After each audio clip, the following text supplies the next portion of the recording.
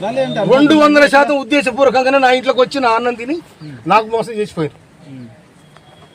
అంతే. అందులో మాట్లాడిన మీరు మాట్లాడినా లేదంటే ఏమైనా అది కూడా నేను చెప్పేది దాంట్లో కూడా ఏమన్నా నాకు నేను చెప్తాను కదా, నాకు ఈ సెల్ విషయము నాకు 3 వచ్చే ఫోన్ పోయే ఫోను, అది యూట్యూబ్ వస్తుంది, అందులో నేను ఇంపార్టెంట్ చూస్తే తప్ప నాకు ఈ వాట్సాప్ చూసేది కూడా తెలియదు.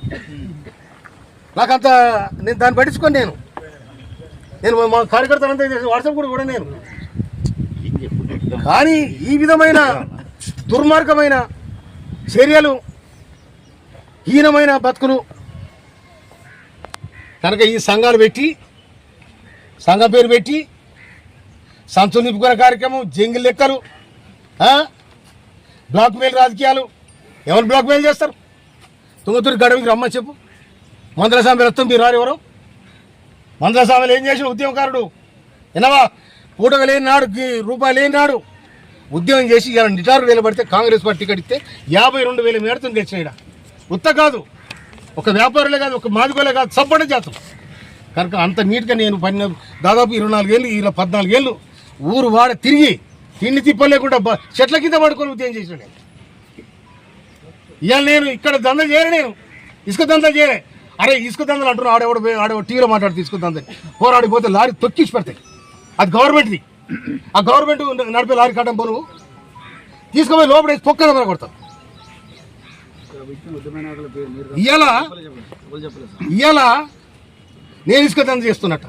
అరే నేను ఇసుక బంద్ చేపించినాడు గెలిచిన, నేను ఇసుక బంద్ చేపించినాడు గెలిచిన. బిక్కెట్లే ఇవ్వాలా, దోషుడు ఇసుక తీయాలని చెప్పిన దానికోసం కట్టుబడి ఉన్నా. ఇదే పెద్ద ఎట్లే ఏడ మూసిలా ప్రభుత్వానికి అవసరం ఉన్న ఇసుక తీసుకపోవచ్చు, మా కంప్యూటర్ లేదని చెప్పిన. అదే బిక్కెట్లే దోషుడు ఇసుక పోతే ఇవాళ నేను నా సొంత గ్రామానికి ఎన్నికలు జరుగుతుంటే 3 కిలోమీటర్ రోడ్ వేసారు. ఎన్నికల సందర్భంగా చెప్పిన నేను గెలిచిన వెంటనే ఈ రోడ్డు తోవేస్తానని చెప్పిన. ఇవాళ మీ టీవీలో కూడా పోయి తీసుకుపోండి, చూసుకోండి. అక్కడ నేనంత నిబద్ధతతో బతికిన నేను అట్టే ఉంటాను.